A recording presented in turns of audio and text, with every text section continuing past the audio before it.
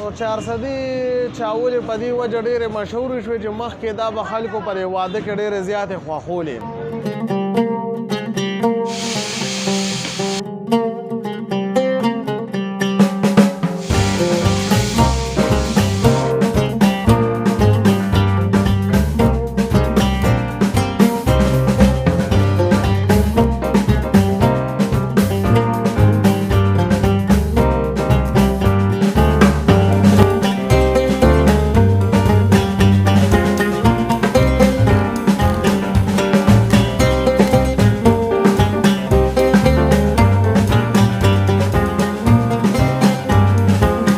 زما نوم خو عارف دی او زه د 400 اوسېدونکی یم.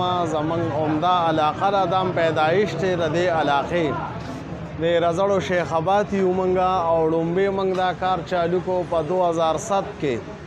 دا سوچ خو زموږ داسې راغی چې مخکې دا په ودونو خادی غم خادی کې به دا غټې روجې پخېدې او بس داسې یو اتفاقاً دا زموږ دماغو ته یو خبره راغله، داسې خلکو به انتظار کوو چې په واده به یو روجې به زموږ د کلیوالۍ په دغه باندې داسې یو پروګرام و.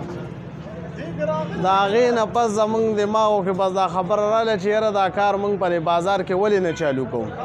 اوردې خو همدغه سمپل شیزونه دي، دې کې خو همدې ته 400 لکه غټې روجې چې کومې دي دا شولې راځي، بیا روجې شي دلته او دې کې بیا دغه غوښه ده، د میښې څاروي دغه غوښه موږ اچوو. باقي دې کې مسالې دي خپلې د روجو مې دي پکې. نو په دغه میو په وجه د خوږوالي دی غوښې ځای ښه ده او د غوړو ځای ښه ده.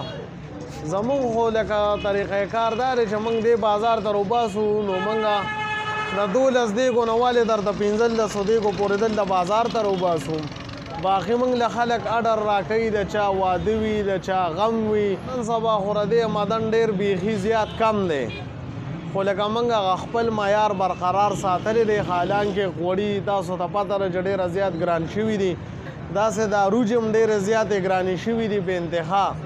او موږ دا په 50 روپۍ دلته پلیټ ورکوو او خلک ځان سره باقي دغه پارسلي دي، خلک ځان سره دې پارسلو کې وړي، څه په 300 دي، څه په 200 دي، څه په 100 دي. دا ټول د سوات خلک د مردان نوشهره پېښور د دې خوش علاقو خلک ډیلی پر ډې راځي او دا روجې خوښوي او وړي ځان سره.